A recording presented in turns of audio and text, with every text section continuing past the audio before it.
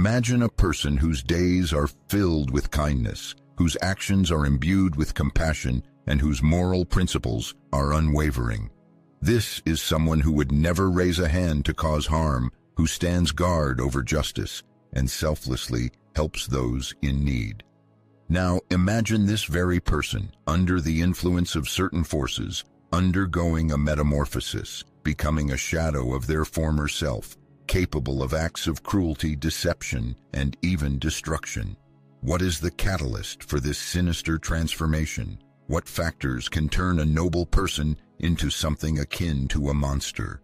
Today we delve into the depths of psychology and philosophy to uncover the mysteries that shape human nature. We will explore the hidden mechanisms that push even the most virtuous people down a path of darkness.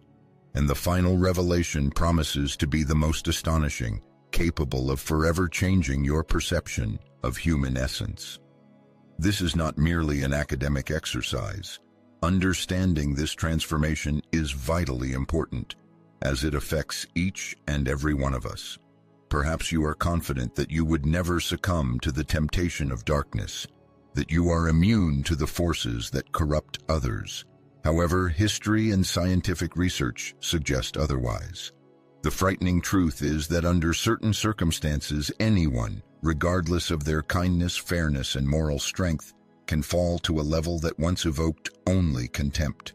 Psychologist Philip Zimbardo, who gained notoriety for the infamous Stanford Prison Experiment, demonstrated the remarkable ability of ordinary people, placed in specific conditions, to commit acts of inhumanity that previously seemed utterly unthinkable to them. His scientific research, along with the work of such prominent scientists as Stanley Milgram, clearly demonstrates that our moral principles are far more vulnerable than we tend to believe. The most alarming aspect is that the vast majority of people do not notice the changes taking place within them until it is too late. But what forces drive these metamorphoses? What subtle influences gradually erode human kindness, replacing it with something sinister? It is these questions that we intend to explore. The truth may be bitter and even frightening, but it is absolutely necessary, because only by recognizing this process can we prevent its manifestation in ourselves and in those around us. There are several factors, each more insidious than the last. The first of these is the gradual erosion of moral boundaries. This process does not happen instantly. It begins with minor compromises, self-justifications, and the smallest betrayals of one's own principles. In life, one often hears the phrase, "It's just a small thing, not worth paying attention to." However, it should be remembered that once you cross the line, doing it again becomes much easier. This phenomenon is known as the slippery slope effect. A person driven by good intentions may begin with minor ethical compromises, succumbing to difficult circumstances, a white lie, breaking the rules to achieve a noble goal, justifying minor transgressions as necessary. All of this may seem innocent at first glance, but over time such actions can transform a person. What once seemed unacceptable begins to be perceived as quite permissible, and then the moral decline accelerates. We must not forget the influence of power and obedience. One of the most shocking psychological experiments in history was the study conducted by Stanley Milgram in the 1960s. Participants were asked to administer what they thought were painful electric shocks to other people, simply at the direction of an authority figure. The results were disheartening. Most subjects continued to increase the voltage, even realizing that they were causing serious harm because they felt obligated to obey. This experiment clearly demonstrates how easily a person can compromise their moral principles under the pressure of authority. This revelation is terrifying. Even the most kind-hearted people, when placed in certain circumstances, can turn into instruments of destruction. They are not driven by malice, but rather by a sense of duty, submission to pressure, or fear of adverse consequences. Convincing themselves that they are merely following orders and have no choice, these people allow their moral principles to be reshaped. But it doesn't stop there. The power of group identification plays an equally significant role. When individuals feel a deep connection to a particular group, whether it be a political party, a religious community, a social movement, or an ideological current, they begin to perceive those outside of that group as outsiders. And it is at this point that a dangerous metamorphosis occurs in their minds. Human history is replete with examples of ordinary people committing heinous atrocities after succumbing to the belief in the inferiority of their enemies. Dehumanization, the act of depriving a person of their human qualities, is one of the most potent means of transforming decent citizens into veritable monsters. It enables people to justify inflicting harm by portraying their victims as beings unworthy of compassion and empathy. The history of humankind is filled with instances of appalling misdeeds perpetrated by individuals who sincerely believed in their moral righteousness. No one becomes a monster overnight. It is a gradual process fueled by minor moral compromises, blind obedience to authority, and the fomenting of animosity toward outsiders. And a chilling question arises: could something like this happen to any of us? Is it possible for a person, under the pressure of circumstances and the influence of others, to transform into someone they never dreamed of becoming? Answering this question requires a deep analysis of the psychology of self-justification, the illusion of one's own infallibility, and the final, most dangerous stage of moral decay. One of the most insidious elements of this transformation is a person's ability to justify their own actions. Even when committing the most repulsive acts, people rarely acknowledge themselves as villains. Instead, they construct elaborate belief systems that allow them to maintain faith in their virtue, fairness, and righteousness, even when their actions scream otherwise. They become masters of self-deception, skillfully distorting reality to suit their needs. Cognitive dissonance, a phenomenon first described by psychologist Leon Festinger, comes into play. This term refers to the state of internal discomfort that arises when a person's actions conflict with their established beliefs. When faced with such a contradiction, people are not always willing to change their behavior. More often, they resort to transforming their own beliefs to find justification for their actions. Imagine a person who considers themselves to be kind and highly moral, but who, due to circumstances, is forced to inflict harm on others, whether physical, emotional, or social. Instead of acknowledging the violation of moral principles, such a person is likely to convince themselves that there was no choice, that the victims deserved it, or that their actions were dictated by higher goals.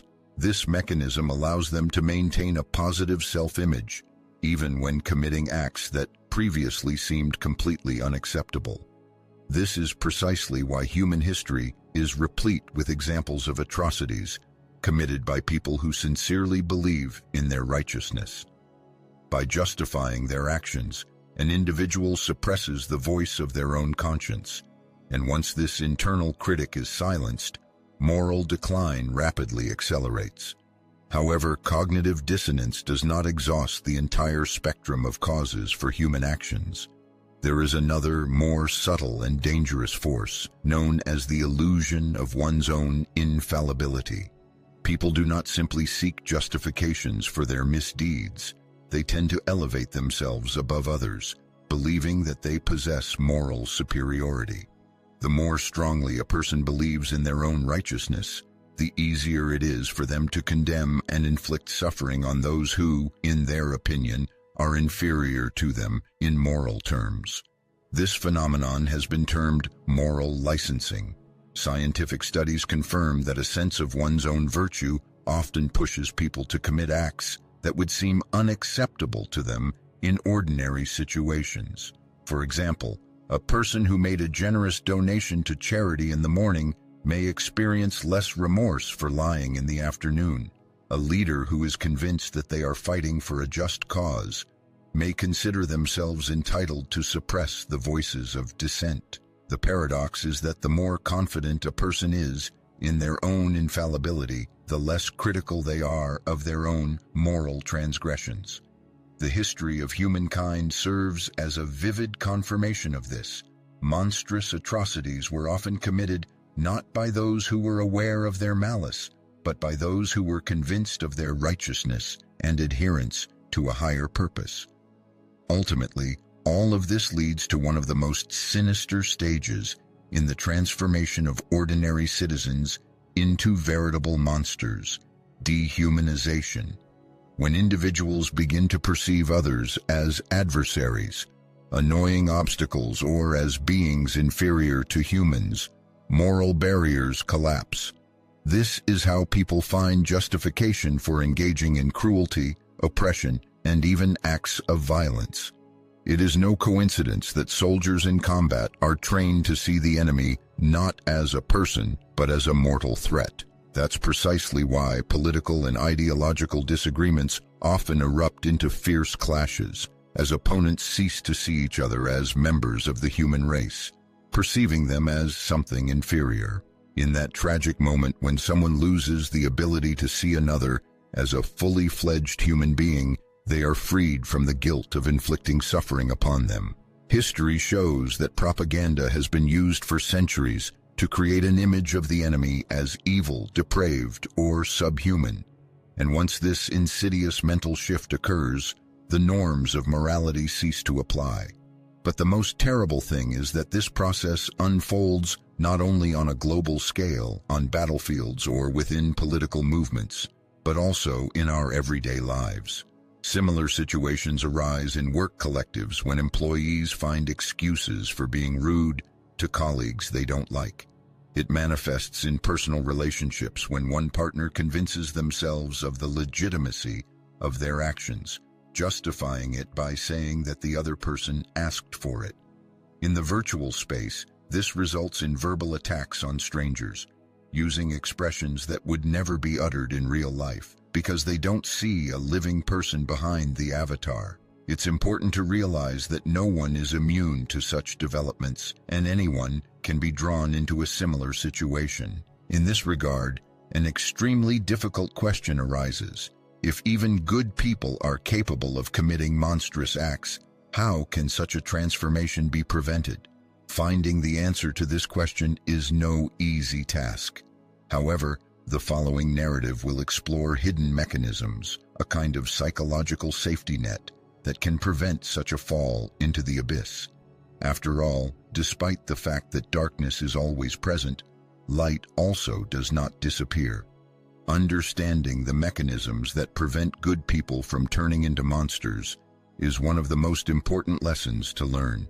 Despite the inevitable presence of darkness in the world, light always remains its eternal companion, and the choice between them often depends on our awareness, ability to self-analyze, and willpower to resist the temptations that seek to lead us astray.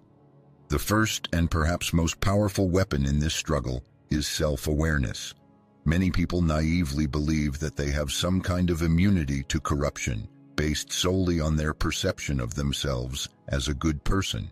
However, as practice shows, morality is fragile, and good intentions are not always able to protect a person from falling into darkness. Moreover, the self-confident belief that I could never do anything like that often becomes the first step on the path to moral blindness. Self-awareness involves an honest recognition of one's own susceptibility to mistakes and weaknesses.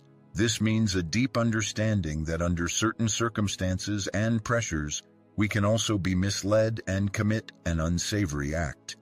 This truth may be unpleasant, but it's absolutely necessary, because only by recognizing our vulnerability can we take measures to protect ourselves from it. One of the most effective ways to develop self-awareness is through regular reflection. Constant analysis of our own actions, motives, and justifications helps us stay in harmony with our deepest values and beliefs. Self-analysis and critical evaluation of our own actions are important tools for maintaining moral purity. A person needs to regularly ask themselves questions that make them think about the consistency of their actions, with their own beliefs and values. Are they trying to justify actions that they previously considered unacceptable? Has their attitude towards others changed due to prejudice? Are they allowing influential figures or groups to shape their moral compass? And finally, would they be as tolerant if someone else committed similar actions?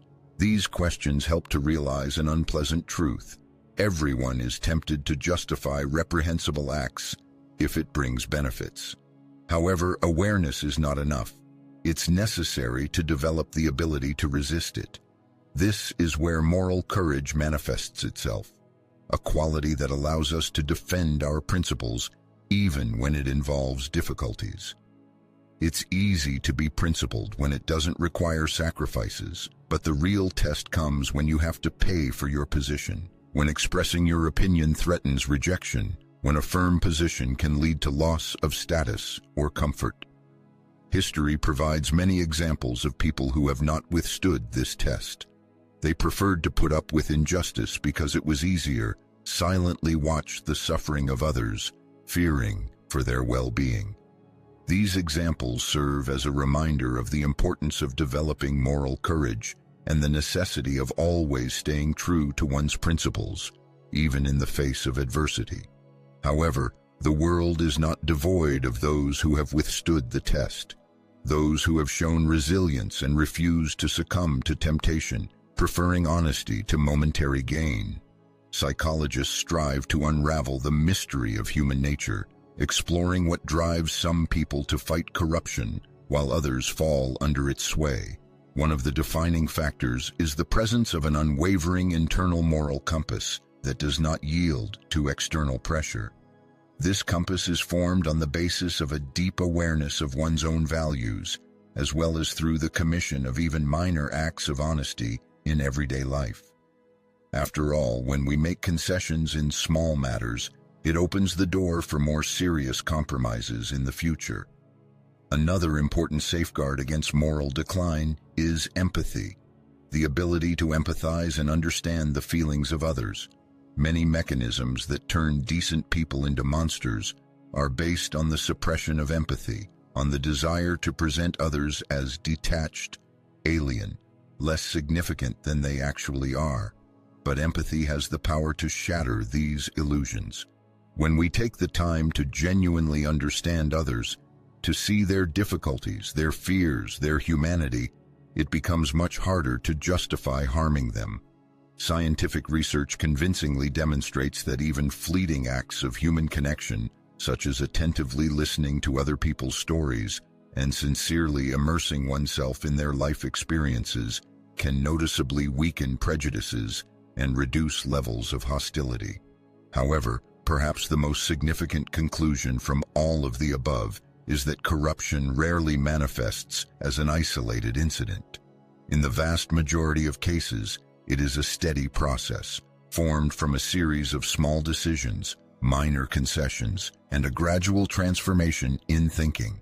Consequently, the fight against corruption is also a lengthy process, requiring unwavering vigilance, constant self-reflection, and the courage to take action at critical moments. The final part of the narrative will reveal a fundamental truth, the deepest reason why virtuous people can turn into real monsters. This is the last and most dangerous driving force, and once it is realized, the perception of human nature will be forever changed. There is one frightening truth that explains the metamorphosis of good people into monsters. This is the force that underlies every transformation, whether it be the gradual erosion of moral foundations, the justification of wrongful actions, blind obedience, an illusory sense of righteousness, or the loss of empathy. The influence of the environment possesses immense power, surpassing any innate flaws or personal weaknesses. It is the surrounding world, societal systems, cultural traditions, and diverse influences that shape and direct the human essence. An individual is not born with a predetermined inclination towards good or evil. They are formed, take shape, and move under the influence of external forces. If these forces cultivate cruelty, disunity, and moral compromises, even the most virtuous people can succumb to delusion. Psychologist Philip Zimbardo, in his research on human behavior, introduced the concept of the Lucifer effect. He demonstrated that in certain circumstances, ordinary people can commit monstrous atrocities, not because of their inherent depravity, but because of being placed in an environment that gradually distorts their perception of good and evil. As an example, consider a situation often encountered in everyday life. If unethical behavior is tolerated in the workplace, it eventually leads to the formation of a team where dishonesty is perceived as the norm. When discrimination is entrenched in society, it creates a dangerous illusion of justifying prejudice in people's minds. A culture where the triumph of brute force is valued above humanity and compassion shapes a cynical perception of kindness as a sign of weakness. In such a situation, it is unacceptable to stand aside and be passive. It is not enough to merely consider oneself a good person. It is necessary to purposefully create around oneself an atmosphere conducive to the development of the best qualities. It is important to surround oneself with people for whom honesty is not an empty phrase, who inspire self-improvement and do not allow one to stray from the path of true values. After all, just as an unfavorable environment can corrupt, so too can the right environment strengthen moral foundations. But a legitimate question arises, forcing one to ponder: if the environment exerts such a powerful influence, if external factors largely shape our personality, then how much are we truly in control of ourselves? The answer to this question is both alarming and hopeful. While we may not always be able to change the world around us, we have the power to control our reactions to what happens. Instead of blindly following the crowd, each of us is free to choose the path of mindfulness and oppose cowardly conformism with personal courage. Instead of indifference to others, people are capable of showing empathy and compassion. It is important to resist even minor compromises with conscience, which, accumulating, lead to moral degradation. Humanity is called upon to ask uncomfortable questions, challenge harmful social norms, and not allow the world around them to define their personality. It is necessary to realize that the struggle between good and evil does not take place in the external world, but within each person, in every decision made. As the philosopher Alexander Solzhenitsyn noted, the line separating good and evil passes through the heart of every human being. This thought contains a deep truth. There are no absolutely evil people, just as there are no infallible saints. There are only people who are formed under the influence of their own decisions, the environment, and the willingness to resist the darkness that lives in each of us.